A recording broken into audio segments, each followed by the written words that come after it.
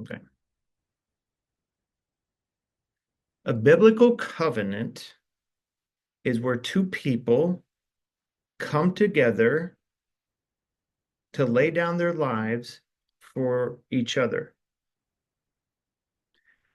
Abraham came into covenant with God, and when they did that covenant, there were to be animals sacrificed and split in two.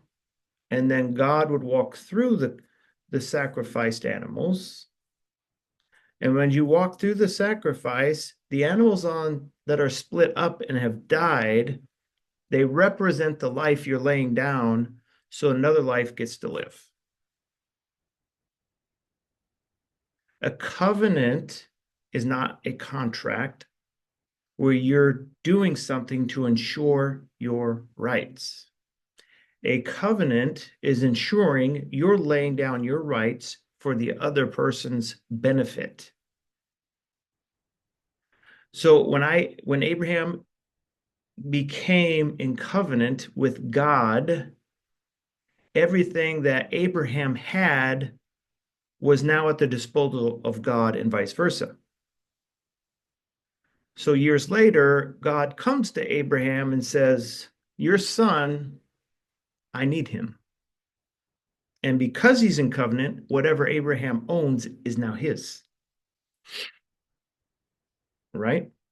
That is the covenant that also God the Father was in with mankind, where now the world needs what? The Son. We need the Son.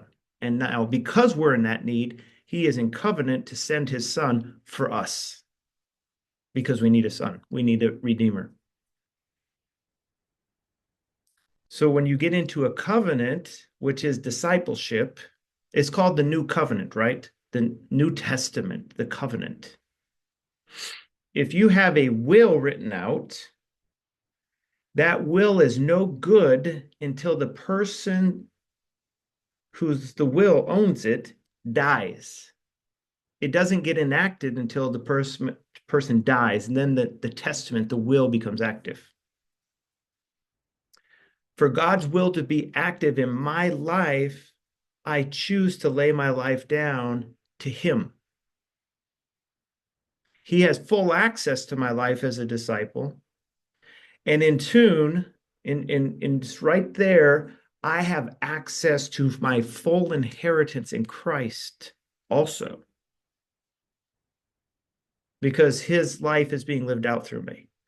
This is what Paul talked about in Galatians 2:20. He's talking about the biblical covenant. He says, I no longer live. I died. I'm crucified with Christ. The life I live now is in covenant with him, and it's the Son of God's life that gets lived through me because I laid mine down. That's marriage covenant. Paul talked about this, wrote about this in Ephesians 5, and he says the husband and wife become one flesh. And he says this is a great mystery. You guys remember that word mystery? The word mystery in that Greek context was secrets that were only known to those who were in the Eastern mysticism or Eastern religions. You didn't know the secrets of what was inside that religion until you were in covenant with it. That's the word he used. I think it's Psalm 50. It says, the secret of the Lord is with those who fear him and who have made a covenant with him by sacrifice. So you want to know the mystery of this covenant, you have to sacrifice your life back to the Lord. He who gives his life to the Lord shall find his life.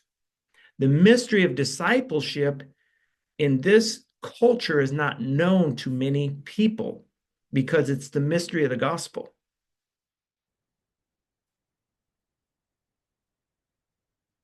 Okay?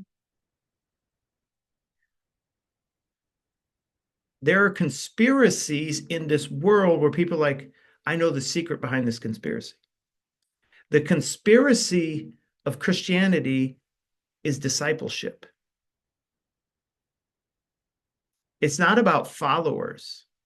It's about entering into the covenant to know the mystery of the gospel.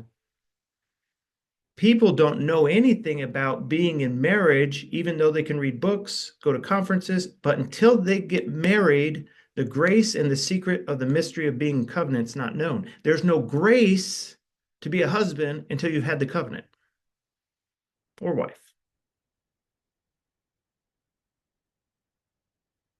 So when you and I are mentoring people, have they entered into the covenant with Jesus to be his disciple? If not, it will become apparent, and the Lord will show you you're wasting your time because they're not in covenant with him. Therefore, they're not in the covenant with you because we're covenant people. So as a pastor leader, I've laid my life down for the Lord. And for those who are in covenant with him, such as yourselves, you get the benefits of my spiritual life flowing into you. That's covenant.